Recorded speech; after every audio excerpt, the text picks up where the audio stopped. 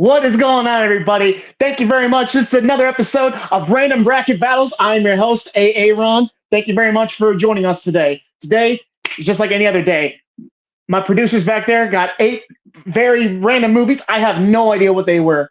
I have no idea what they can be. In fact, when I did this by myself, I used to take my sweet ass time of counting every movie that I have. It's over 600. Counting all them down, putting on a piece of paper. 1 equals Reservoir Dogs, 2 equals Terminator 2, so on and so forth. Would get a random generator and go ahead and just, okay, pick a number. 38. All right, 38. Man of Steel versus, and I would just do that again and again and again. Then I realized, hey, this is dog shit. So I joined Ruckus, and they're doing a fantastic job helping me produce this. So they picked out 8 movies. I have no idea what they are, but that's the joy about it. I love going into this blind because I've been told I have a very vast knowledge. I'm not putting myself on a pedestal. That's just what I've been told. I, honest to God, thought that everyone just knew movies. Just like, oh yeah, did you see that one movie with who? That one guy. I don't think like that. So that's why I like doing this. I love talking about film. I love comparing one to the other. I don't care if they're similar or alike or anything like that. So yeah, without further ado, let's go ahead and get this rolling. I'm very, very excited for today. I remember last week, Josh, my producer today, said that he had we were talking about, I forgot what category, but like I saw his eyes light up and he was like, well, I got one. I definitely got one. So our first one today. Sorry guys, I'm using my phone, so I really gotta get close to see what this is. Oh, all right. JoJo Rabbit versus The Martian. Now, let me get this out of the way. When they first do this, and when they give me the options, the 2 movies of like, okay, this is what's going to be in match this one, I'm looking at the 2, and within 2 to 3 seconds, as long as it takes for me to write that down, I have an understanding of, okay, this one's going to win because of this reason, and so on and so forth. I really thought JoJo Rabbit was going to take it, and then I was writing down The Martian and just going through those, like that just amazing movie that's, in a weird way, pulled apart, but at the same time put back together because it is a fish out of water, but it's in space, and we might as well start with The Martian. A fantastic, fantastic film by Ridley Scott. Ridley Scott is one of those directors where either when he hits, dude, he hits. Alien is one of my favorite horror movies of all time, which is funny to think because it's a lot like my second favorite horror movie of all time, The Thing. It's basically the same movie, just in different locations. So when he hits. But when he misses, it's just like, dude, you didn't even stretch. You didn't take your protein. You didn't eat your Wheaties. What the hell are you doing? What the shit was that, Robin Hood? You Grand Slam Gladiator. What the hell was that? This was a slam dunk, Grand Slam touchdown. I don't know sports, so insert sports logo here. Freaking what I think about this movie, I think of the cinematography. I think of the beautiful color palettes that this brings. I wish it was Roger Deakins who did the cinematography. I would not be surprised if it was. I don't think it was though.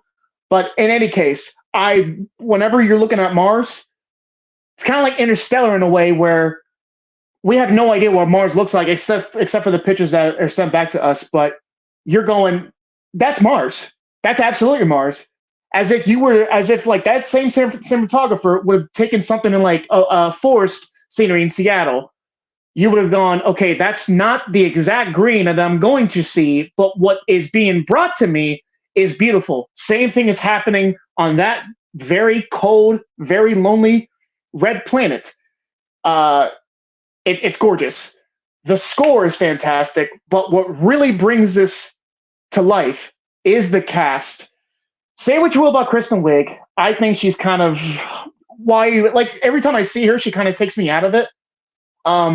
But Jeff Daniels is fantastic. Matt Damon is spectacular. The entire crew, which includes not Sean Penn, Michael Pena, Jessica Chastain, Sebastian Stan. I know there's 2 others I just don't know the actors, but everyone plays their role exactly what they need to do and exactly what you expect which is here's the bar, they meet that bar, and they go above. For instance, to go outside the cast, what Ridley Scott did in order to he's such a damn good director. What he did in order to get the reaction out of Matt Damon whenever, here comes the crew, they're about to pick him up.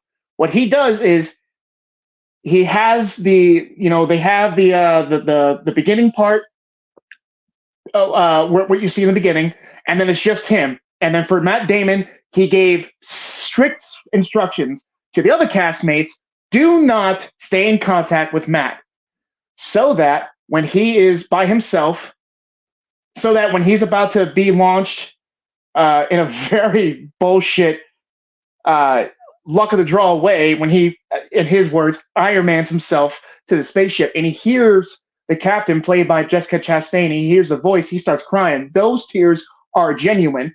It's the actor's job to do the best performance that they can get.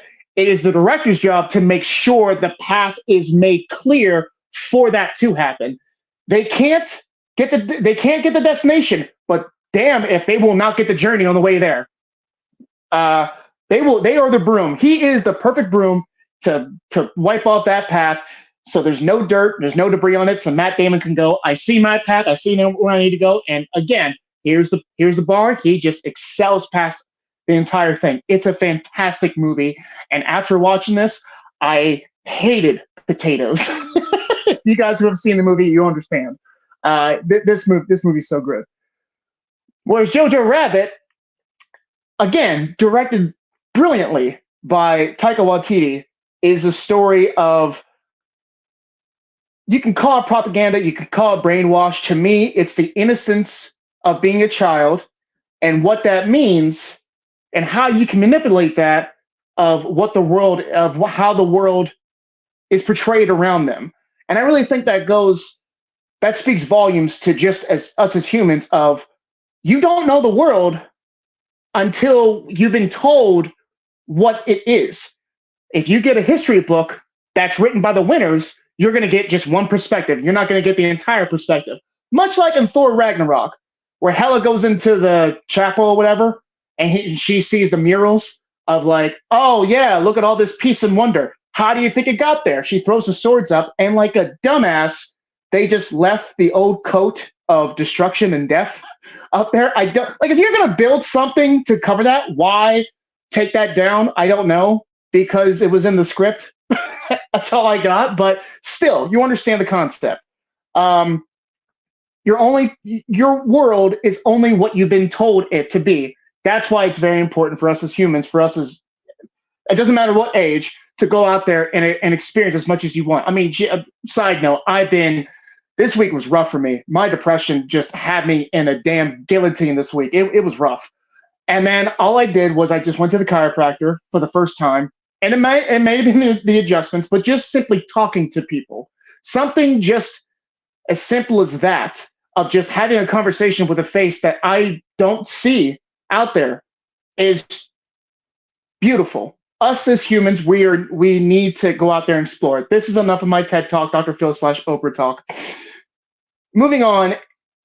This, again, great cast. I forget the kid's name. I even forget like little Jewish girl's name, but Scarlett Johansson and Sam Rockwell and Alfie Allen kill it in this. And you cannot talk about the cast without talking about Taika Waititi. The balls it took to go pitch this. Yeah, it's about this story. By the way, this kid idolizes Hitler. Okay, so what are you going to do with that? Well, we're going to put Hitler in it. Okay, who's going to do it? I'm going to do it. Because anyone else that does this, that's Taika Waititi talking to the producers, anyone else who does this is not going to be good enough for what I want. And if anyone's going to give him shit, it's going to be me. Kind of like what Ben Stiller kind of went through with Tropic Thunder. Never go full R-word. No one gave Downey shit for blackface or saying that again and again. They gave Stiller the shit for playing Simple Jack. Ha ha ha ha ha. Kind of bullshit, but I mean, the game is what the game is. I don't want to pull too much out of these wells' water. I don't want to pull too much water out of each one of these respective wells, because I want to gas up talking about the points that I really like. So I got to stop there and just really pick one. But man, did Josh give me an incredibly difficult one.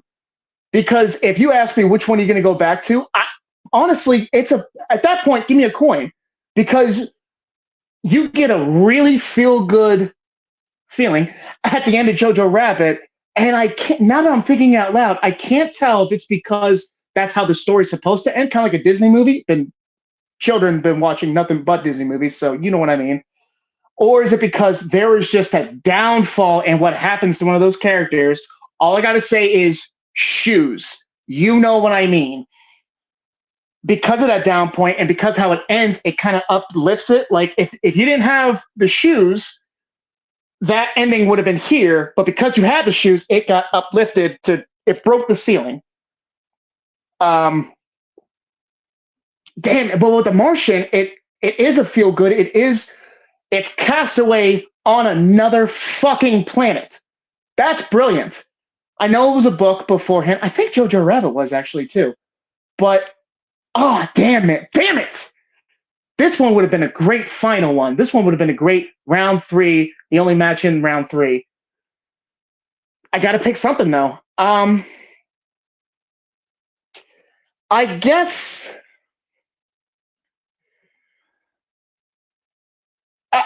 son of a bitch. This is really hard. I guess I would have to go with. Fuck, man. I guess, you know what? I'm going to be petty about this. I guess I would have to go with Jojo Rabbit because The Martian makes me listen to disco. And I know Matt Damon's character says to Jessica Chastain, you have terrible taste in music. Yeah, I'm with you. And because of that, that's why. I mean, I fucking love Jeff Daniels in it. I love when Donald Glover goes up to him and goes, hey, what's your name? And he goes, Danny. Oh, okay, Danny, what do you do? I'm the director of NASA. And he's just like, oh, okay, cool, whatever. He is a bit clumsy, like maybe a little bit too much of just wired, not on cocaine, but just on lack of sleep and coffee. And his brain he's almost on the line of Sherlock Holmes, where his mind is just thinking so much and he just can't stop it. So he's got like red wires and papers everywhere. Doesn't make sense to anybody, but it makes sense to him. Fuck, do I want to switch my answer to Martian? This is a really tough one. Okay, final answer. It's going to be Jojo Rabbit, just because I love Sam Rockwell in there, the way he does that at the end. Sorry, Martian, you're fantastic. I'm always going to go back to you, but Jojo Rabbit, you just give me better feels. So yeah, Jojo Rabbit is going to continue on. Man, that was a tough one. I got 3 more of those to go. So just make it easy and just put JoJo. All right, bring in the comments. Sorry guys, I got to get really close to the camera to. Donald Glover was great in The Martian. Yes, he was. He wasn't the best part. The best part, I think, is Matt Damon. Not only because he has the most screen time, so his percentages is going to be, yeah, but at the same time, he could be shitty, which brings his batting level, his bat rating down a peg or two, but it's Matt Damon. He's going to kill it, and no matter what he does, except for We Bought a Zoo. Was that Aaron's review of like and subscribe? What's up, man? Damn, caught me off guard. That's a very old inside joke that will never stop. I love that. This is a really tough one. At the ending with the shoes, what is this Wizard of Oz? I mean, you know what? In a way, kind of. I kind of really don't like that movie at all. If you guys ever put it up here, no matter what I can't say no matter what. 90% of the movies of history will beat that movie. It's too much. It's too much. There's too many smiling in that. I just want to punch everybody in that. Like, there's not enough smiling. So when I hear Misery Loves Company, so when I hear what happened in reality to everybody, like Judy Garland and like the guy who played the Tin Man because they used lead base paint for that, and just all the horrible things that happen in that cast, I just get filled with glee of just, there's the balance of life. Anyway, The Martian is one of my favorite films. It's fantastic, Brennan. It's fantastic, and I wish I could pick it, but the show must go on. Rest in peace, Freddie Mercury. All right. Yeah, that was a real tough one. That was a real tough one. Hey, last game of the season. Can't hold anything back now. And now we got, you gotta be fucking kidding me.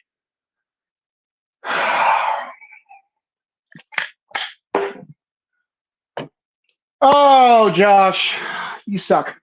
12 Angry Men. I can fucking relate to that. Versus one of my favorite films. I just said it. One of my favorite films of all time. Alien. Again, if this or this was against anything, I'd say it's 12 Angry Men or it's Alien. Moving on. There's no, I won't have to defend it. I won't have to talk about it. I'd maybe talk about the other one just to kind of give it some like, yeah, here's fucking Nightmare. Here's Nightmare Before Elm Street. Yeah, put those together. Here's Jurassic Park. There's fucking dinosaurs. It's cool. Is it real? It's not real. Oh my god, is it real? Those are fake. No, they're not. Oh, movie's over. Who gives a shit? 12 Angry Men. Moving on. Son of a bitch.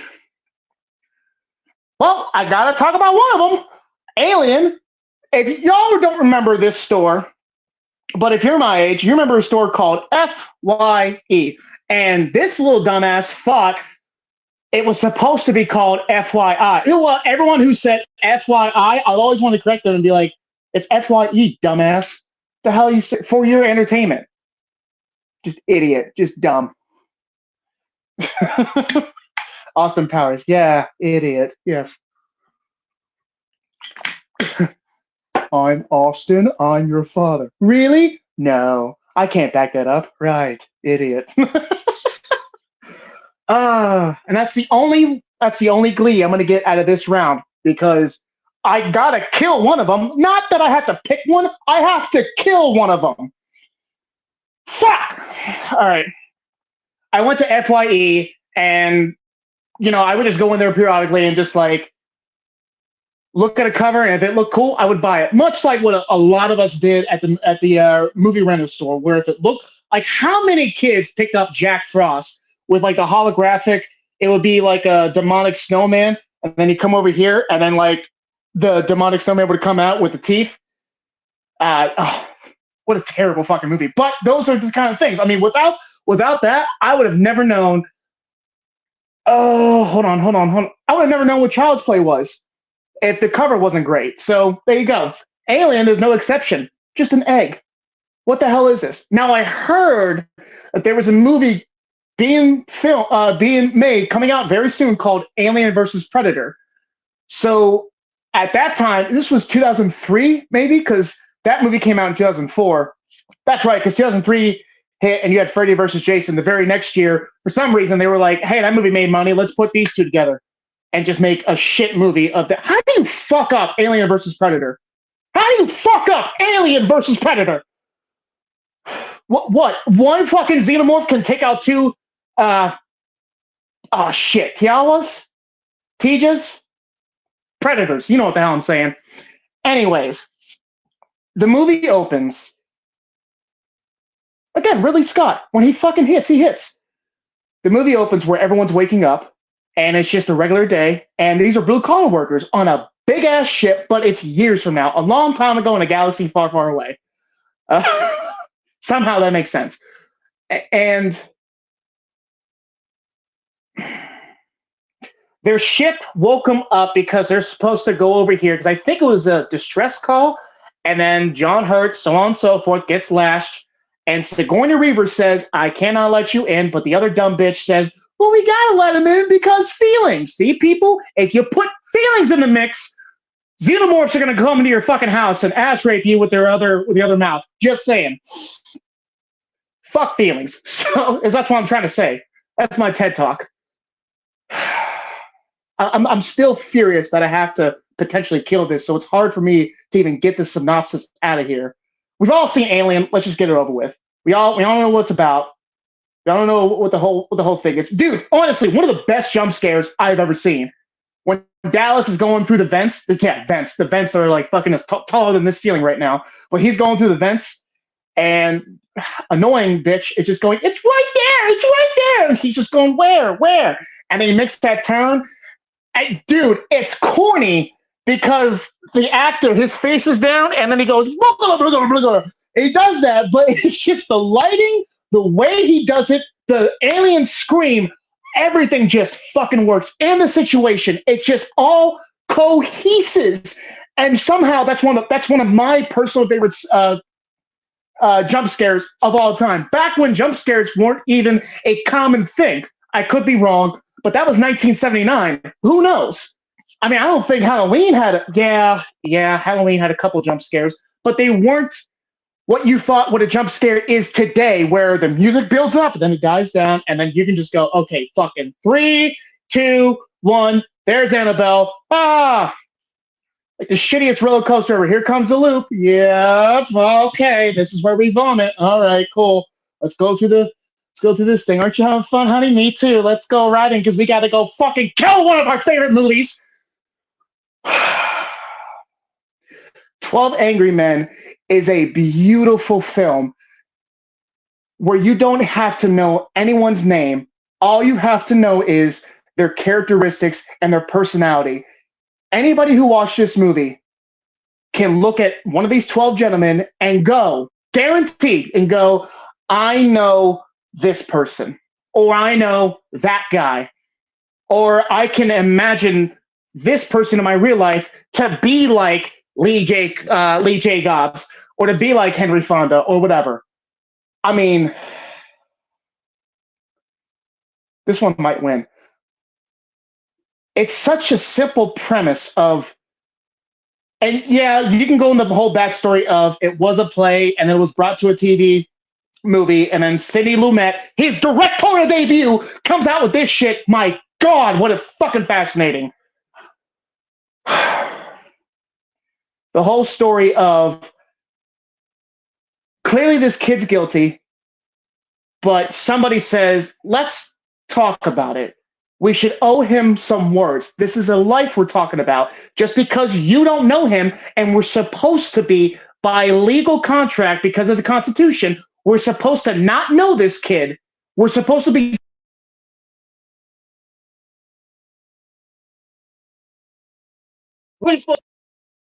given to us, and then just kind of like how we see the movie of what's your interpretation? Do you think the kid did it or not?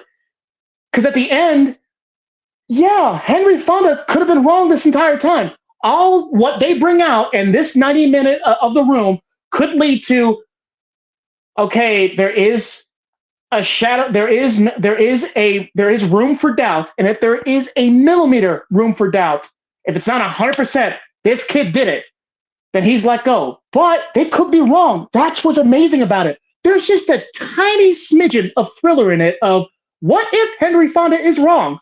He's morally justified in what he is doing. He is stamped, approved, laminated, a fantastic, great person, maybe even as far as to go a modern day hero of just, we should owe this kid sentences. Shit has to come out of my mouth to make sure that this kid doesn't fucking fry for something he didn't do. He just lost his father. Now he's gonna die? Is that fair? And I love how Ed Begley, thank you. Ed Begley immediately says, what should we do? Maybe we should just talk about it. Okay, I heard a funny joke. And immediately Fonda goes, that's what we're here to talk about. Well, what are we here to talk about? And then there it goes. And one of the best parts, damn it, I took it to work. Shit. Uno momento. Two of the best parts of the film. One is that the old gentleman goes, because somebody says not guilty, and it's beautiful how Lumet does that of just guilty, guilty. When they do the second ballot, but they write it down, guilty, guilty, guilty, guilty, guilty, guilty, two more, guilty, guilty, not guilty.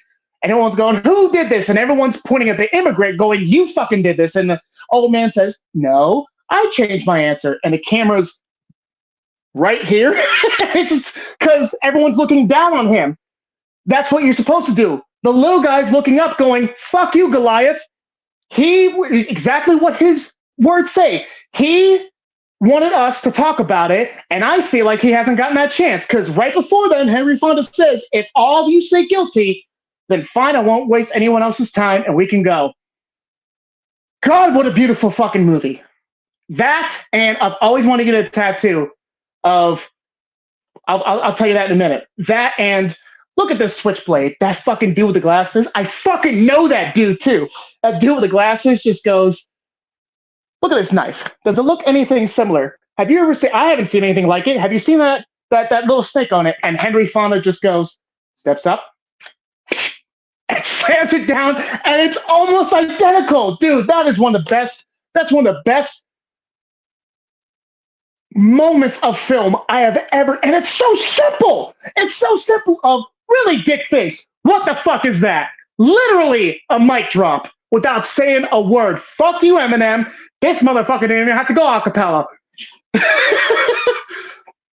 Dude, I get such a joy watching this. It was on not Tubi, Pluto, I want to say. It was on Pluto, and for you guys who know, about a year ago, over that, I was driving on a forklift, and when this movie was on Pluto, wherever the hell it was on repeat and repeat and repeat. There's been 3 movies in my life where I don't have to watch it. I can just hear the dialogue and play it in my head and go, I know what the screen is showing when I hear these words and or sounds. Moneyball, American Hustle, and 12 Angry Men. Shocker. And oh, dude, I get such a glee out of it. It's so good. Fuck! Alien's dead. Kill the xenomorph. 12 Angry Men has to move on. Oh, shit. Oh, dude, that hurt me. Like a parent hitting a child. This is gonna hurt me way more than it's gonna hurt you. And I love it. And Codename Kid Next Door, when the parents who are evil, he fucking zaps him. Hey, what do you know? That didn't hurt me at all. I'm so sorry, Alien. All right, I'll just put 12 men. Or what I like to call my best birthday ever. All right, bring in the comments. Who thinks I'm fucking wrong? Because I know I am. 12 Angry Men. Thank you. I need that, buddy. Oh, that's a hard. Yes, it is, man. Yes, it is. But I feel like you have to go with Alien because, or excuse me, you have to go with 12 Angry Men because Alien is just, it's a very required it is Jägermeister. Not only literally by the color palettes, but by, you have to have an acquired taste to like this because the majority of people, you're either one of 2 people. You're either Alien or Aliens. Much like you're either Terminator or you're T2. And I am always the minority of both. I love Alien before Aliens. And I love Terminator more than T2. I love T2. It's a better film, but Terminator is one of the best, look at me, because I know I'm right, is one of the best slashers of all time. Just because he doesn't use a knife doesn't make it a slasher. It is a slasher, and it's a perfect circle, and it's one of those franchises that should have never had a sequel. Just fucking saying. If I had to choose, I'd go with Alien. Dude, I wish I can go with Alien. I wish I could. But off to my liquor analogy, Alien is Jägermeister, where you're going to have fun. It might be scary. You might throw up. But damn if it isn't delicious, and damn if you're not going to make memories. 12 Angry Men is a champagne that it's a mimosa that you have on a very rainy day, pun, if you watch the movie. And then by the time you have your second, maybe even third one, here comes the sun, and your day's starting because this fantastic movie's over, and you can go on your day going, you know what, there is faith in humanity. Unless the little fucker did kill his dad. Dude, when Lee J. Cobb goes, hold on, let me just lay myself down. Okay, this is about right. Everyone's like, oh, see? Everyone's okay. He really wanted to stab Henry. Whoo! Any other comments, Josh? Ah, damn. No, all right, here we go. Oh, damn it. Damn you, Roger. Damn it. He's looking over that guy.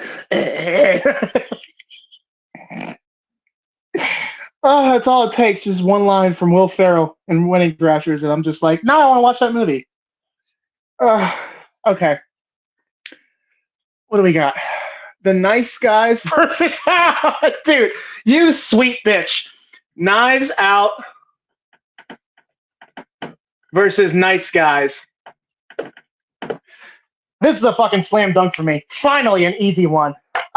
Look here. I understand what Shane Black was trying to do. I get it. I know everyone fucking cliched this movie. I wish I could see the goddamn movie everyone else sees, because I don't see the charm. I don't get it. I honestly think when that girl dies and her aunt is going around, or maybe daughter or granddaughter, whatever, is going around saying, "No, I saw her. I saw her," and it's just all that was a ploy to just say she was on a TV screen for us to go from here to here, when really she's annoying. And then when you find out, oh yeah, your relative isn't alive, and Ryan Gosling goes, "Yes, that means she's dead." I mean, yeah, she's dead. I'm sorry. And then that's it. So that poor woman just lost a very beautiful, probably she knew her as a little girl relative. Like I said, could have been a niece, could have been not daughter, but could have been a granddaughter, her little baby girl granddaughter. Now she's dead, and we're just gonna fucking move on from that. While you have a fucking daughter, it just leaves a bad taste in my mouth. I don't get how people don't like Iron Man 3, but they like this movie. I don't fucking get it. Whereas Knives Out, dude, I'm not going to say genius, I'm not going to say brilliant, but it is very different, and it is very out there. And the chance that Rian Johnson took 2 years after, I'm not saying he did a bad job with The Last Jedi. I know Brennan's on here. I know we give him a lot of shit for liking that movie. It's not mine. I totally understand why people like that movie and why they put it above maybe Empire, maybe even Rogue One, so on and so forth. But for me, it just didn't work. But like the way Rian Johnson, without his intentions, it may have been Disney too, just split the fan base of that movie. Honestly, I think it started in The Force Awakens for doing the same fucking thing again. Because once you do that, you're basically just going to have to repeat Empire. So you kind of knew what you were getting yourself into. So if anything, Rian Johnson did us a favor by not giving us what we expected. It didn't work, but at least he took the balls to make it. And then 2 years later, he comes out with this and just goes, "Okay, everybody, shut the fuck up. I'm going to go back to my roots like I did with Brick back in 2005 with Joseph Gordon-Levitt, and here's a mystery film." I got more to say on that later, but this is a fucking slam dunk. Nice Guys is a good movie. I'm not giving it too much shit. What I'm just sick of is everyone saying, "It's the fucking greatest movie of all time. It's so goddamn good." What fucking movie did you guys see? I wish I could see that. Sadly, I didn't, and I don't give a fuck. And yeah, I give it a chance. Once every 2 or 3 years, I'm like, maybe I was just in a bad mood. Maybe I just didn't see something that I should have saw. Because every year, I like to think my movie brain is just getting my movie brain work good, and then I see pictures on the screen, and then when I see them, I go, "I like that," and then my brain goes, "You know more." Hey. And because of that, I'm thinking maybe I'm going to see something I never saw before in The Nice Guys. Because dude, Ryan Gosling is amazing. Russell Crowe is amazing. They have fantastic chemistry in that movie. I am not taking that away. Shane Black did an amazing job directing this movie. I'm not taking anything away from him. The script, for the most part, is there. Why is none of this working? You put sugar, you put raspberries, you put lemon in the bitch, and somehow this cookie tastes like dog shit. I don't get it. Fuck you, Nice Guys. Knives Out is cutting you out. Ha ha. Dangly parts. I'll just put knives. All right, go on. Let the hate fucking commence. I know I deserve it. Knives Out is brilliant. Yeah, see? Damn it. Brendan, we can just never get on the same page, can't we? The Nice Guys is a great... Is it? You know, I can hear you through the comments, you dickhead. I know. It's so fucking good. I know. Don't go chasing waterfalls. Hey, guys, just creep, creep. You can't say creep, creep without quoting TLC. See, I had to do that. I had to think of another movie so I can just get away from this fucking aggression from that. I'm not going to call it a stupid film. It's just, I don't get it. I don't know why I don't like it, and I'll never know. And I'm sick of trying. Notice I didn't go outside. Well, what a paradox you just opened up there, sir. It's kind of like Pinocchio saying, my nose will grow right now. And it will grow. It's just going to go into his asshole and then just keep looping because he just fucked the whole space psyche up. I'm just quoting you. Fair. I didn't say it's so GD good, though. Did I? Anyways, all right. Let me hydrate real quick. Let me before I look at these two films. This is why I like this show, because you put two great movies together, and then you just talk. I'm not saying Nice Guys isn't a great movie. Just for me, I just don't like it. But regardless, like 12 Angry Men and Aliens, you put two movies up together. You have to talk about their best of the best strengths to see which one moves on. That's why I like this, and that's why I love my producers picking out, really challenging me and saying which one's going to go up against which one. Okay. So we got. Oh my goodness! I'm sorry, guys. Oh, okay. You guys want to play rough? Okay.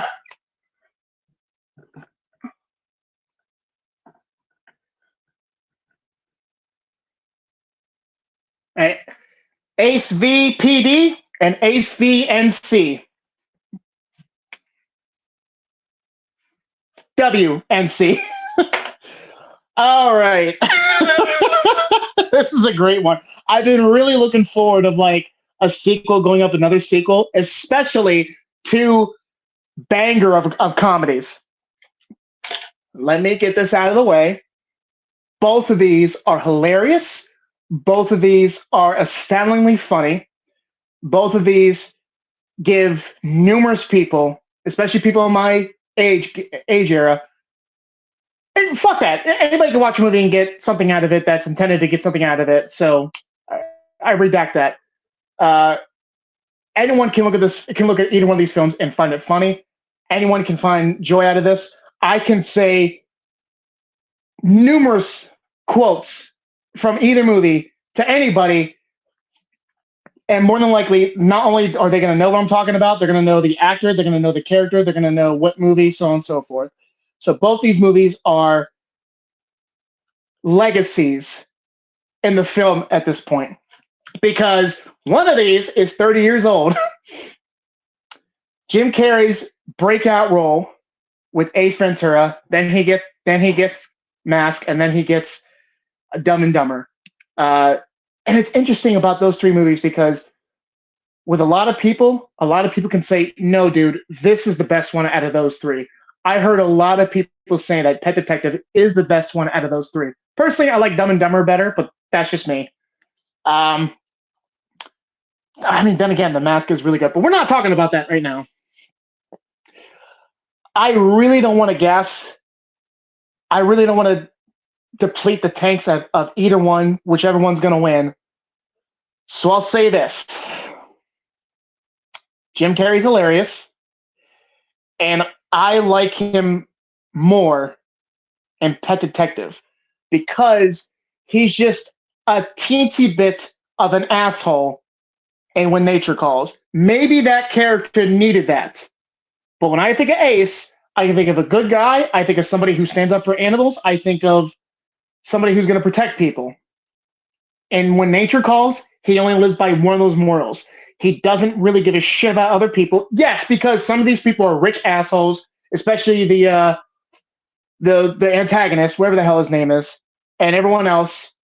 So I understand that. But even like the chubby dude who's taking him through the wilderness, like he just keeps stepping on his shoes and fucking up his shoes, and it's just like, you're a dick. You didn't have to do that at all. Or when he has to do the slinky out of all those steps of like, no, dude, Ace, we gotta go. Hold on.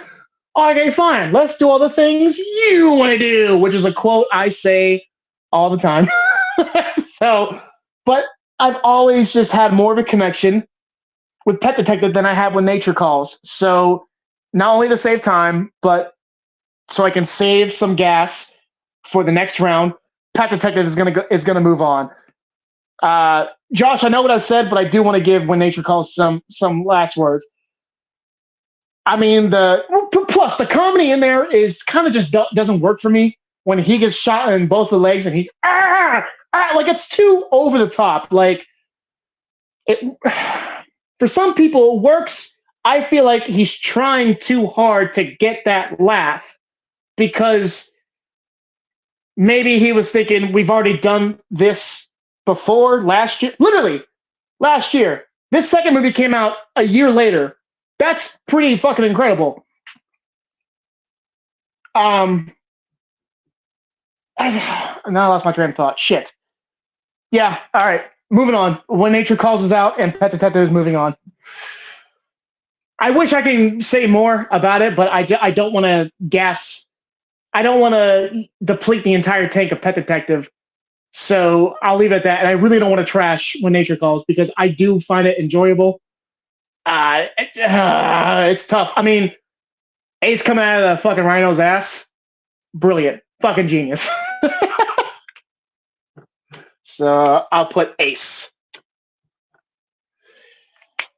Oh, Ace. Ace. What was it? It was shit. It was Saturday Night Live. Whenever Will Ferrell is playing Alex Trebek, and then you have Sean Connery. Sean Connery, what did you put? He put the letter V. Well, I tell you what, my friend, write down a number. You wrote the letter V. I tell you what, my friend, V is a Roman numeral. So you have one, and you wagered. Suck it, Trebek. Son of a bitch. All right, he fought a shark in Pet Detective, but sure, 3 stars and 2. Yeah, great physical comedy where he just his arm is numb and he just that's great shit. It's good stuff. It's just he's too much of a dick. I don't like him. His energy, his aura, his spiritualism. Like it doesn't fit. That's not Ace to me. Do we have any other comments of just saying you're wrong? I'm sure somebody's out there going, what the fuck are you saying? Well, 2 white men think that's better. And I guess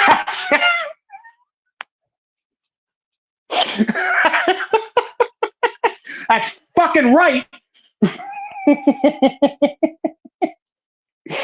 Oh, shit. Okay. JoJo. Okay, here we go. Here we go. Round 2. Round 2, match 1 out of 2. Jojo Rabbit versus 12 Angry Men. Now, a lot of you probably are very ahead of me and can probably guess which one's going to win. However, Jojo Rabbit really is a fantastic movie that tells a lot about what is right, what is wrong, who are you, and what are you willing to sacrifice and risk to find that out, even if you're not trying to find yourself. You just know in your heart, yes, this is right or this is wrong. You've been brainwashed to think this way, but when a situation is given at your feet, is brought to your doorstep, not are you going to make the right call? The question is, can you make the right call? And JoJo has proven because of his mother, not because his mother forces all these teachings onto him, but she talks to him in the same energy that how if she was a kid herself, especially when she puts the coal soot on her face to imitate his father, and saying that your husband died, whatever his name was, I know you died in this battle, but your son needs you now, and she plays it but like honestly, you believe her 110% of this is a mom pretending to be her father. Scarlett is so fucking good in that role. So when you see the shoes, damn, is it a gut punch? Like I can say that.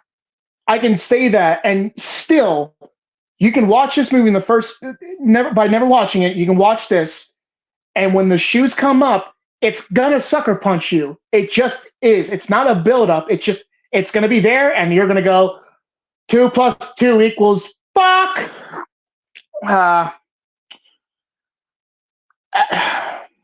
It really is a good movie. It's a damn good film. You know, it's a better one though. Fucking 12 Angry Men. Holy shit! I haven't even gotten into what's the matter with you people. Don't you understand? They're just a fucking Ed Begley, Jr. Ed Begley just going, it's not my fault. It's just these people. That's just the way they are. You know how they are. And one by one, all these men are just going away from him, sitting down, and different levels too. I love that. They're not just going away. They're either turning around. They're literally turning their backs against him, saying, "What you're preaching, we want nothing to do with, because what you're doing is just all anger. What we're saying is logic. At least what's logical to us." And speaking of logic, the logical one, Martin Balsam is one because he's the head juror, I think. 2 is fuck. Forget who 2 is. 3 is for damn sure Lee J. Cobb. So the smart one should be number 4. The fuck is number 2? Maybe I had that wrong. But anyways, he's next to Lee J. Cobbs. He's looking at the glasses dude. He's looking at Ed Begley, just going, "Don't you want?" Yeah, Ed Begley just looks at him and just goes, "Aren't you hearing me? You know what I'm saying? Aren't you hearing me?" And all he says is, "Yes, I do. Now sit down and don't open your mouth again." And the only communication he gives is when Henry Fonda is going, when he makes his last point, when all you got left is Lee J. Cobb. He even convinces with the whole glasses thing, the ridges in the glasses with the old woman. He convinces the logical guy of just not guilty, not guilty. He goes with the Ed Begley. He goes, not guilty, and all he does is nope, or guilty, and he just shakes his head. That's it. He's doing what he's told because he's a child who never fucking grew up, who doesn't understand to expand your mind, and that just because somebody looks different or lives a different style, does that mean that you should not give them any more respect than what every fucking human being on this planet is due to get? I know I butchered that sentence. You know what the fuck I'm trying to say. Everybody on this world deserves happiness. Everybody on this earth deserves respect. It fucking pisses me off too that we have all this shit going on in the fucking world that it's such a bittersweet thing to swallow because yeah, there's fucking illegal immigrants coming in here, and I honestly believe it's because fucking dumbass Biden can just get these stupid fucking votes because they're letting fucking up cops just to get them out. They're putting these motherfuckers in goddamn hotel rooms, giving them 3 meals a day, no rent.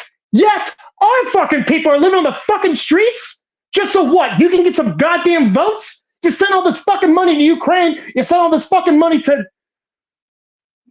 where the hell there's problems, but not your own fucking backyard? Dude, you got a redneck shit lawn going on, and you're giving money to your fucking neighbors because their water bill needs to be paid? What about our fucking groceries, Joey? That movie just makes you think so much about how humans, how just people can be rash towards one another, can be so fucking harsh just because, oh, one of them. Especially when one of the jurors goes, yeah, because he's one of them too, huh? This movie makes you think so much. JoJo Rabbit makes you think, but in a very spoon-fed way. One of the best scenes is, God damn it, Josh, I might need you. Whenever he was in Logan, he was oh fuck me, Caliban. He played Caliban, the really tall dude. He comes in doing all the paperwork. The Jewish girl is out. They're just basically saying, "Oh, this is JoJo's older sister," and that great part where Sam Rockwell goes, "When's your birthday?" And she gives, obviously, you have 365 choices. You got one dart, 365 balloons. Pick the right color, bitch, and pick the right balloon. And she does not. And Sam Rockwell goes, "That is correct." And then just to find out, no. I think right after they leave, she opens it up and she goes, "He lied. He did that for me."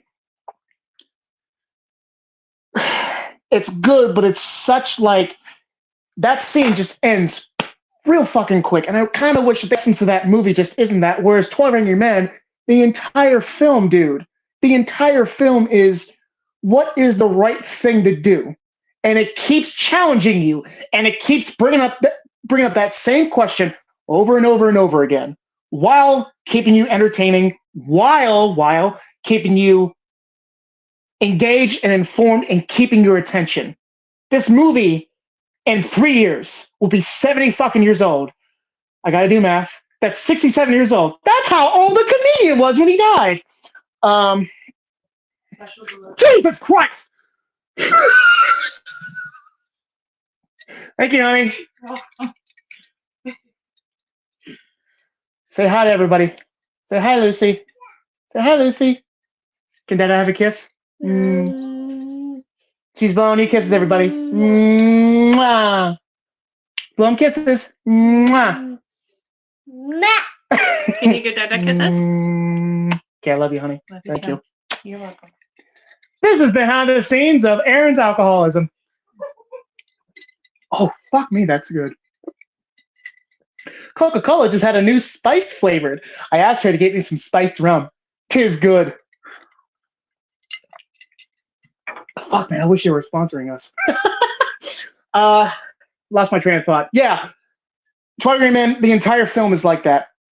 It keeps challenging you. It keeps you engaged. It keeps you questioning yourself and these other characters. Jojo Rabbit does that just in a few scenes here and there. Because of that, to no surprise to anybody, 12 Angry Men is going to go to the finals.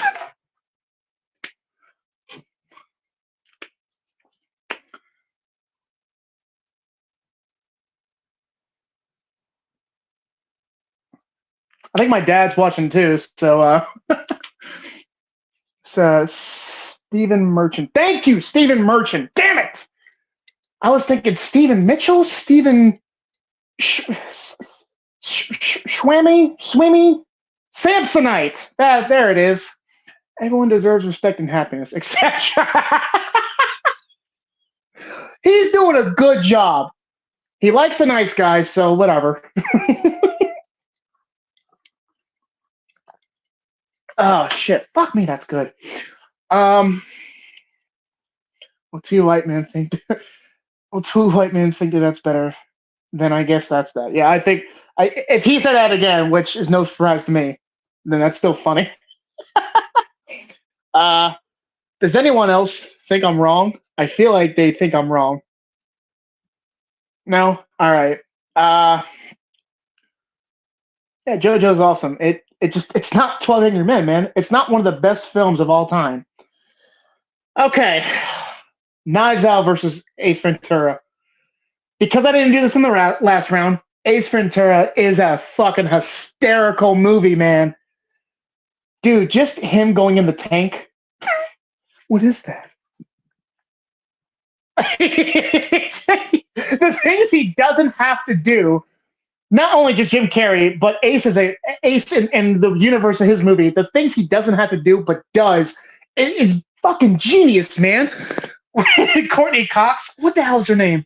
When Courtney Cox is telling Ace, get out, get out, take Ace.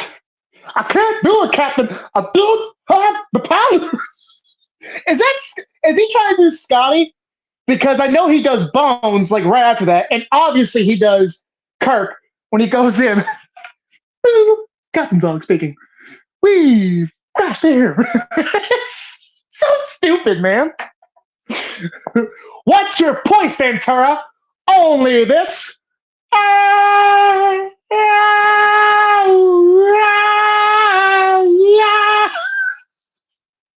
It's fucking genius, man. It's so good. I love a great mystery. This is a noir film, but Mad TV produced it, or Mad TV wrote it. That's what it is. It's, I mean, kind of, in a way, that's what Who Framed Roger Rabbit is. And those are kind of the same movie. I mean, with that kind of lens of like, this is a 1950s police detective, noir police detective movie. If Mad TV produced and wrote it, that's what Ace Ventura is, man. It's ridiculous from top to bottom, dude. It's hysterical, and one of the most mediocre Aerosmith songs. Oh shit! Line up. It makes it good. Dan Marino should get gonorrhea and burn in hell. Should die of gonorrhea and burn in hell. Oh, what do you know? Little footballs. Laces out. The entire film of this is what's brought to you. This is what's happening. Here's the conclusion. Beginning, middle, end. It works so well. Honestly, I can be folding my laundry and still laughing my ass off when I hear some of these jokes, because it is just joke after joke after joke. And without this, I said it before, but without this, you don't get the rest of Jim Carrey's filmography, which I think ended at Bruce Almighty. But that's another story for another time. What's another opinion for another time? In my mind, I'm trying to think of just more lines from Ace Ventura, and I don't want to just keep doing that. Courtney Cox is fantastic in this. The girl who plays Ihorn, the girl who plays Ray Finkel playing Ihorn is really good in this. I mean, Dan Marino. I mean, for what he was back then, for what he gave, it wasn't trying to, like a sports, I'll say legend, trying too hard. He just kind of fit in with the whole program. It's like, let's get this out of the way. Is it problematic for me? No, it's not, because sure, the villain is what? Yeah, fuck the quotations. The villain is transgender. Sure, why not? But had to be in order to get this job done. And I mean, when someone does something intimate with you, and you realize that if any other aspect, especially a big one, was changed, but you didn't know at the time, yeah, you would freak the fuck out too. Kind of like, here's a loaded gun, but you think it's a toy gun, so you're gonna shoot it. Ha, it's a squirt gun, but you find it's a real gun. What the shit, dude? Oh, you didn't know that? Sorry, man, thought you knew. That's a terrible analogy, but you fucking get it. But fuck.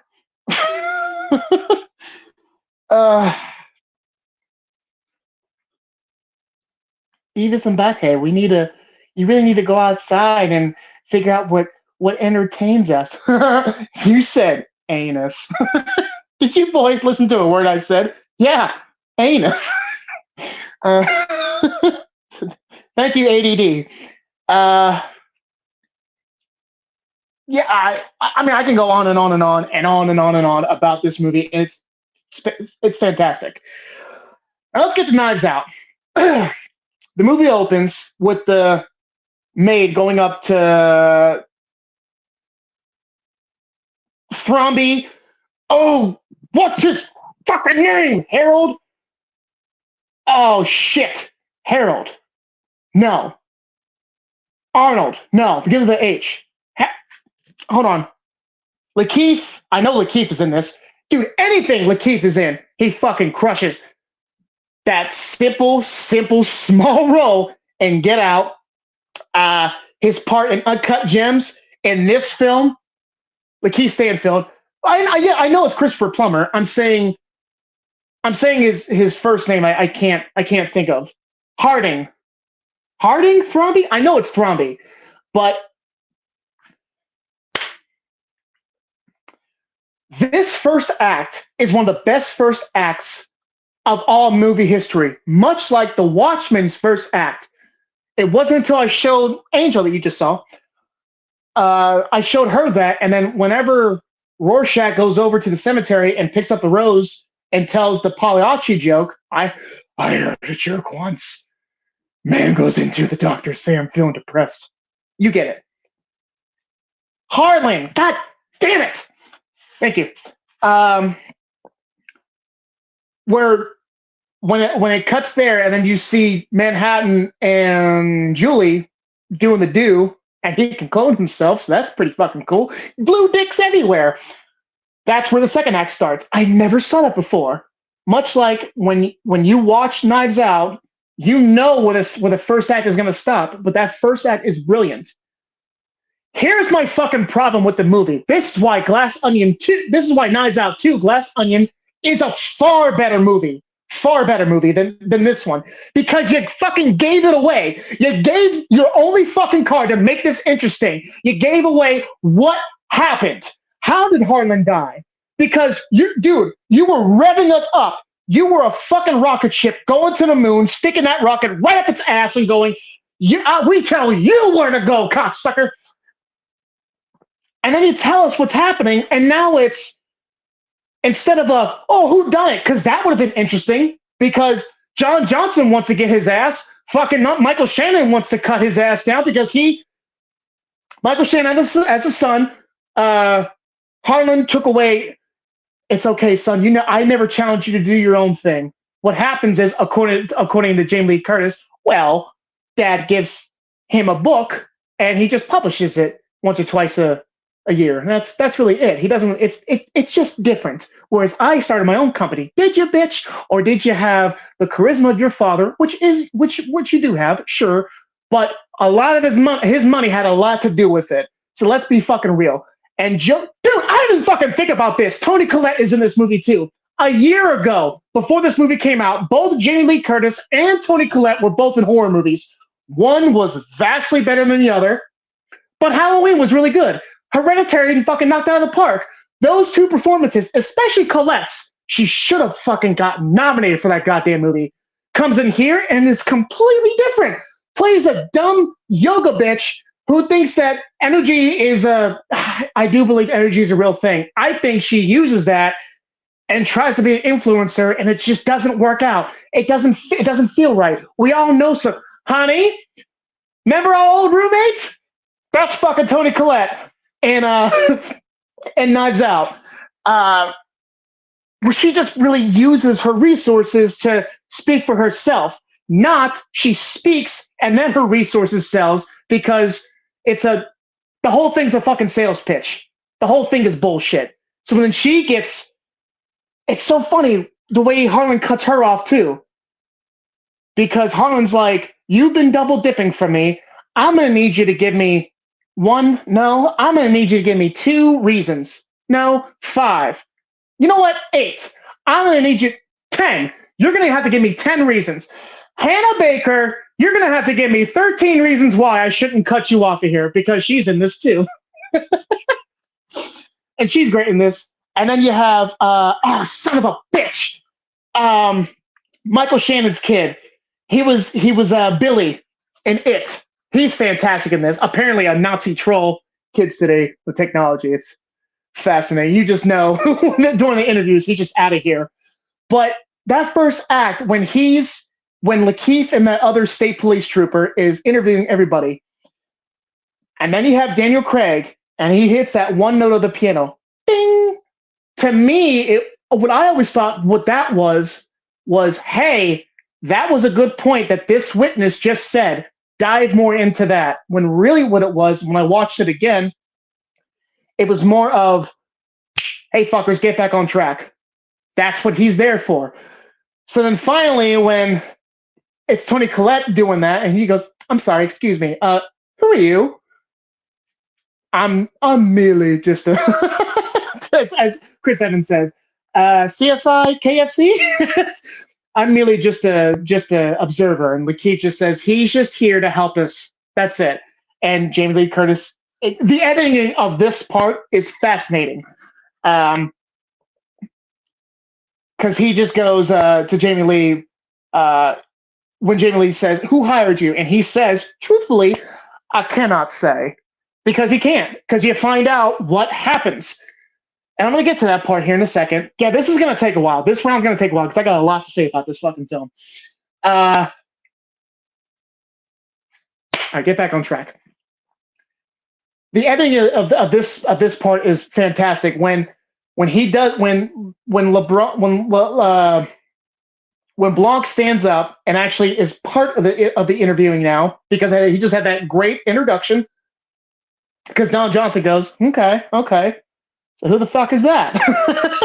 It's great, man. I love Don Johnson ever since Django. I didn't watch Miami Vice, but watching Django, I'm like, especially because I heard Quentin Tarantino said for his outfit, Miami Vice meets Colonel Sanders, and the department was like, got it, and they got it.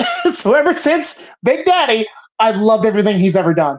And I even keep going back of like his old movies and some episodes of Miami Vice, and just like, dude, you're gold. Thank you so much, and thank you for making Dakota Johnson, because she's fantastic too, man. Madam Web sucked, sure, but everything else she's in, mwah, except for 50 Shades. Anyways, when he's trying to bait, as Jamie Lee's character is saying, "I'm sorry, are you trying to bait me for me to talk shit about my little brother? If you think," and then it immediately cuts to Don Johnson. He doesn't run shit. Harlan just gives him a book. He doesn't do a damn thing. Because Don Johnson wants him killed because there was an argument that one of the caterers heard. You and Harlan were talking. It might have been Lori. These were two male voices. Something about "you tell her or I will," and then it plays the entire thing of "you have been cheating on my daughter. She's gonna find out, or I'm gonna tell her." And I love it. At the end, it's blank because in this first act, Jamie Lee says, "You have to play a game with Dad. That's how he respects you. That's how you talk with him. If you play by his rules, he'll talk back." And I love at the end, she sees that paper, she's lighting the cigarette, and she knows exactly what to do. She hits the lighter, and she goes like this, and there comes the truth of, your piece of shit husband has been cheating on you. And I love at the fact where everyone turns around to see Marta at the last shot. There's a black eye on Don Johnson's face. It's great. I wanted to get all that out because I love all that stuff. You were revving us up. We're going 120 miles an hour. You pulled the rug from us.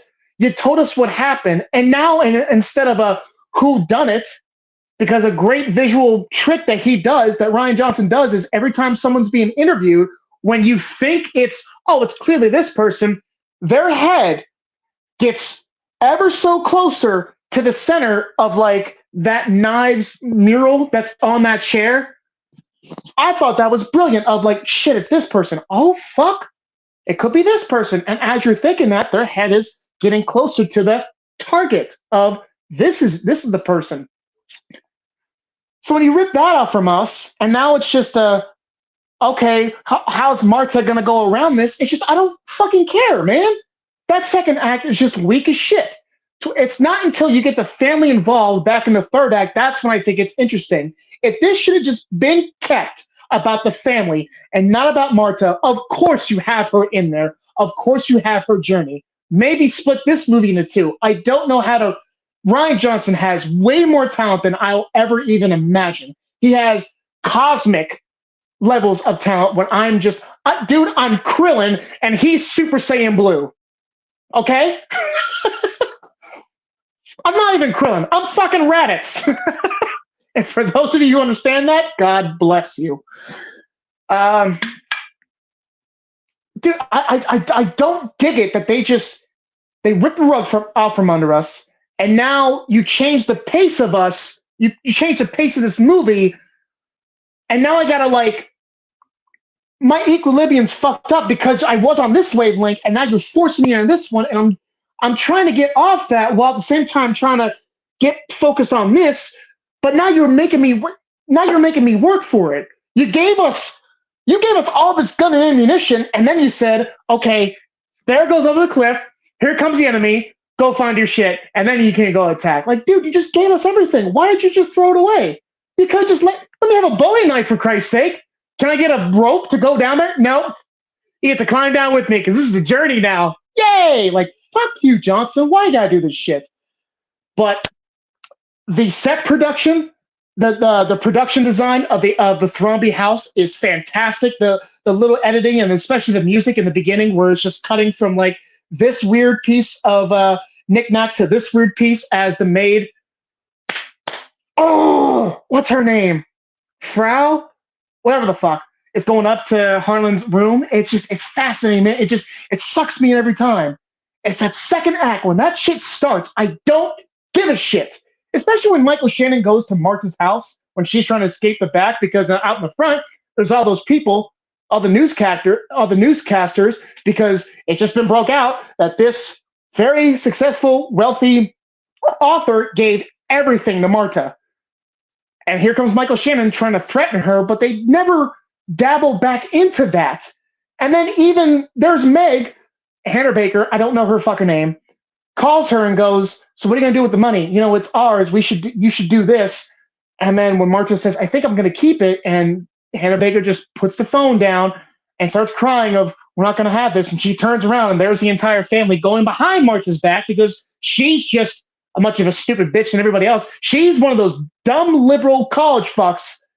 Nothing against her. She's been brainwashed because when Martha gets out and here comes the police just doing their job of, hey, who are you? You with the help? They don't fucking know. And here she comes. The help? The hell? She's part of the family, is she? Because you go inside and there's Darren Johnson. So, how you doing, kiddo? They don't give a shit about her. And I love it how every time she gets brought up, everyone says she's from Paraguay. Family's from not eucalyptus. Family's from Ecuador. It's just no one gives a shit about her. It's all a fucking act. By the time you figure out that, oh, it's Chris Evans, it's oh shit, I can get it. Ransom.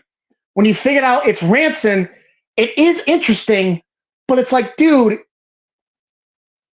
you gave us all this. We had to work for the second act in order to get back us to here. Now that I'm finally on that wavelength, when for movies' time stake purposes, I should be second act brainwave. The movie's over. I can't. It's great. I'll always go back to it. Ace Ventura does not cock tease me like that. It doesn't wriggle my balls. It doesn't go, hey, do you like nut play? And before I say no, here comes the fist. Ace Ventura is moving on. Knives Out is great. It's fantastic. It just pisses me off sometimes. It's like Iron Man 2. It's got great scenes, just together. It just doesn't go together. Ace Ventura is moving on. I joke after joke after joke. So Ace Ventura is moving on. Dude, guys, I have been wanting to bitch about Knives Out since I started this, and I'm so glad one of the first episodes, before I hit 10, it made it. All right, Ace, then PD. Oh, I just got home seeing Dean 2. Fucking loved it. Good for you, man. I haven't even watched the first one yet. Because once I found out that it was a big thing, and especially, that was during like the heightened days of COVID when like I had to wear a mask to go see a movie. Go fuck yourself. I'm not doing that. You just made up a number of 6 feet, and then what? I'm supposed to no. But because Walmart, it doesn't matter. Oh, casino, just fucking take your mask off. There's a smoking area. You don't have to put your mask on. No. Walmart, magically, COVID doesn't belong here anymore. At Lowe's, yeah, you gotta put 6 feet against yourselves or away from each other because apparently lumber, COVID really hides in lumber and hardware. But as soon as you hit Uncle Ben's and bananas and shit, COVID doesn't matter. So just fucking, there's a person right there. Get up close to them because we got to get this money. Fucking ridiculous. That's why I didn't watch Dune. So I haven't watched Dune 2 yet. Tony should have won for The Sixth Sense. I thoroughly agree.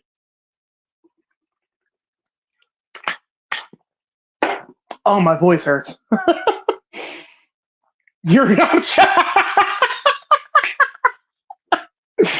Thank you so much.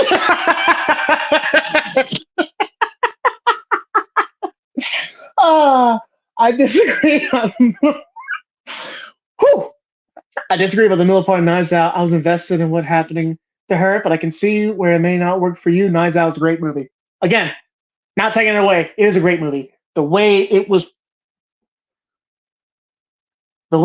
set up for me, it just you put me on a roller coaster. You gave me the loops, and now you're putting me up the chain to where it's like, oh, my adrenaline's gone, and now I got to work up to it to enjoy the ride again. Like, no, dude, I can't. You just gave me the best part, and now I got to wait for the next best part. How are you supposed to top this great setup just to fucking like if that part was shown last of what actually happened between Harlan and Marta, that would have been better. But this whole fucking I know you have to do that in order to be nervous about Marta, but the movie's not halfway over. You know she's gonna get away with it. Maybe not know she's gonna get away with it, but know that Benoit has something to do with it. And they just cover it up by Benoit going, oh, I know you have something to do with it. And all he does is point to her shoe because there's a little blood spot on there. So it's like, then why drag us through this shit if you knew? Because it was in the script, jackass. Oh shit, I thought we were in the finals. Laughing out loud indeed, sir. Oh, bless you. Bless you, Tushka. Tushka. You're Evan Baxter, rather. All right, let's get this final going. 12 Angry Men versus one of my favorite comedies of all time, Ace Ventura, Pet Detective. Obviously, this one right here was the hardest round. Hands down, was the hardest round. This is easily the second hardest because it could have easily just have been Alien versus Ace Ventura. Actually, now that I'm looking at it, any one of these had a chance, except for Nice Guys, to be at the finals. It's just all how I'm feeling about it today. It's all how I'm looking at the movies today. That's why, like, 5 years from now, this could be vastly different. It's probably still going to be either Alien or 12 Angry Men to be at the finals, at the very least to round two. Well, it's going to have to be at that point, but maybe The Martian goes on. Who knows, man? Because I still want to talk about it, Pet Detective is just, it's stupid joke after dumb joke. Dude, when he goes in the concert looking for his, like, the guy in the chair, and it's fucking Cannibal Corpse, one of the most gnarliest bands ever. It's way out. Like, Slipknot's my favorite band of all time. I'll go maybe 2 or 3 steps above that. Dude, once you start doing pig noises and I can't even hear what you're saying, I'm out. But not to say that their bass lines and riffs are just fucking genius, man. They're great. So when he comes in there and just starts tangling, excuse me, you know what really is? Thank you. It's just fucking. Oh, trivia. He knocks on the door. He knocks on the guy's door. What's the secret password? New England clam chowder. Is that the red or the white? Can never remember that. White? Oh! What? Yeah, if you already gave me the password. Yeah, it's so stupid. So dumb, man. Great scene. I already talked about the whole, if it is problematic for you, I get it. It's not for me. So when he gets to, that's it. Ihorn is Finkel. Finkel is Ihorn. Ihorn is a man. Oh my God. Ihorn is a man. He takes the fucking puncher. To make himself throw. Burns the clothes to fix the shower. He wants to literally do a bathing ritual to cleanse himself. Oh shit, it's so funny. He's eating like gum. Gun is digging into my hip. So fucking good, man. Oh, oh, it's so good. That's son of a bitch. I can't go on. That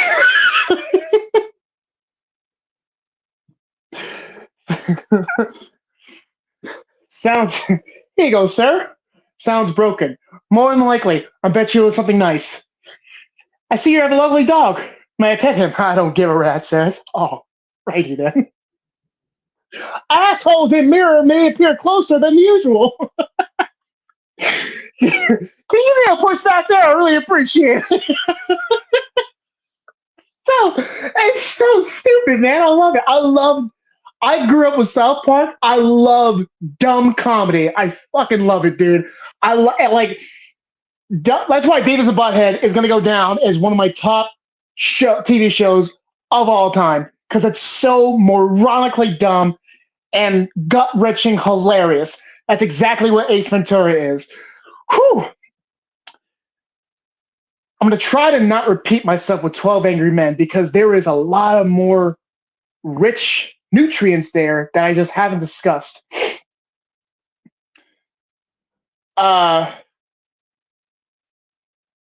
Much like the guy, I think it's Henry's 8. I know that for a fact. Henry's 8 because you have the old man being 9, and then you have Ed Begley's 10.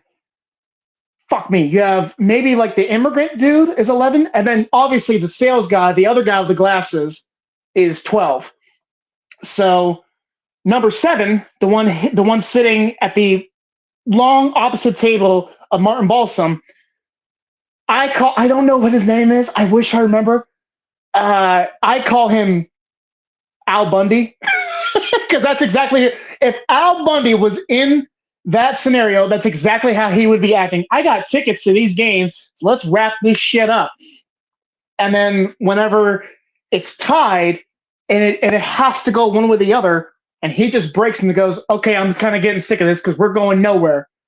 I changed my answer. And Lee J. Cobb gets up and goes, you can't do that. Like, yeah, I can. And then even the immigrant stands up and says, no, give us an answer why you change your answer. Give us a reason why you change your answer. He goes, I don't have to do anything. Yes, you do. Just because you have a pair of tickets burning a hole in your pocket does not give you the right to just change over something. I want an answer right now. Why do you change your decision? Because I don't think he's guilty. And you just know it's bullshit, but you need that individual. You need that cayenne pepper. Somebody found a hot chili pepper in a candy dish. He's the fucking hot chili pepper. You need that nutmeg in this Zero bar, the most underrated chocolate candy, the most underrated candy bar of all time. You need that nougatness for this story to be rich because the chaos has to go one way or the other. It can't all be logic. It can't all be factual like this as much as they want it to be. Because like I said at the beginning, they might be fucking wrong. They might be completely, you don't want them to. You want Henry to be that. You want the underdog to win. You want them to go, okay, they are right. And real quick, I love it how the movie goes on. It's very formal. It's very, the camera angles are very exactly what you think, almost kind of like you're watching a play. But towards the end, when all it is just Lee J. Cobb, those camera angles are down, kind of like at a gorilla Dutch angles looking up, and everyone is just mean mugging Lee J. Cobb, where it goes from traditional angles to damn near experimental ones where the camera is a character in this movie as well. You tell, like, this is one of the first movies where I've realized the angle and the lighting of what you're seeing tells a lot about the story without any actions or any words. And those last few moments when everyone's looking at Lee J. Cobb for him to go, not guilty, we know you're going to say it, just fucking say it and get over your bullshit. And he just goes, I'll tell everything about this. Well, damn it. How does he say it? Everything about this case. Everything. What's the matter if he found another knife that looks just like it? You can't prove he doesn't know the times of the movies. You can't prove he didn't get to that door in 15 seconds. It's fucking brilliant. He just takes that photo. Oh man, this is such a gut wrenching thing because I have anger issues, and I'm so afraid my son's gonna get those. And I can't tell if he's just being a little boy or if he's latching on to my negativity, the bad side of me, those bad wolves, that bad wolf that I feed way too much, and maybe he's following that alpha than my good wolf. And I'm so afraid that I'm gonna be Ed going, "You do everything for these kids," and he just takes that photo and he just goes, "Ugh." And it's not until his anger's out where he just looks and goes, "No, what did I just do?" Because he probably hasn't talked to his son in God knows how long, and that was the only photograph he had. And he guaranteed, ripped a part of his face. And when he lets that anger out, he just goes, "Not guilty." He lets all of his bullshit go. He looks at it logically. He had to get that emotions out, just like Ed Begley had to get those emotions out. Fucked up emotions, but he had to get it out to look at it logically. The logic dude had to look at shit logically. Everyone had to look at it from their standpoint at the same time everyone else's to come to this decision. That is democracy. That, as cheesy as it sounds, but it is. That is democracy. That is civilization at its best. God damn, I love this movie. So that being said, today's winner is 12 Angry Men. I want green. Green stands with G. Stands for 12 Angry Men. So please, I want to see these comments because I'm sure my main man Brennan is going, "Yep, good decision." I honestly, 12 Angry Men with the winning. There you go. Honestly, I knew one of these two, Alien or 12 Angry Men, was going to be in the finals. I did not expect Ace Ventura, of all movies, not to say it's a bad movie. Obviously, I don't think it was a bad movie, was going to be in the finals. Um, Tough call, but that movie is a classic. Dude, you said it best. It's just one of my favorite movies of all time. One of those films where I watched it once, soon as it was over, had to watch it again. I think I've watched this film, now that I'm counting it, I think 12 times. No, way more than that. 15? Something like that. It's over 12. At least 12 Angry Men. Good job. Thank you, sir. This was a very fun, this was a very, very challenging list. I got to give a toast to my producer, Josh. You did a fantastic job, sir. Not only with the show, but picking these incredibly good films. Like, if any of these were in front of me right now, I watch them. Even fucking Nice Guys, I would put it on. I'd probably go do something else while it's just on and come back for the good moments. Hey kid, I want to break your arm. No, no. That part's funny, but with that being said, folks, thank you very much for tuning in, for listening to me, for staying with me. If you're still here, listening to this asshole just talk about what he likes and doesn't like and his views about the world and whatnot. I hope you guys are doing safe.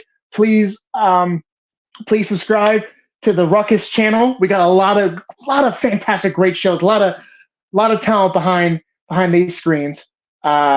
Doing great work covering various other topics. Join the Patreon at Ruckus EV. RUCKUS space capital E capital V. Took me a very long time to figure that out, but there it is, and I'm positive it's going to be the link below. Thank you guys very much again, and I'll see you next week.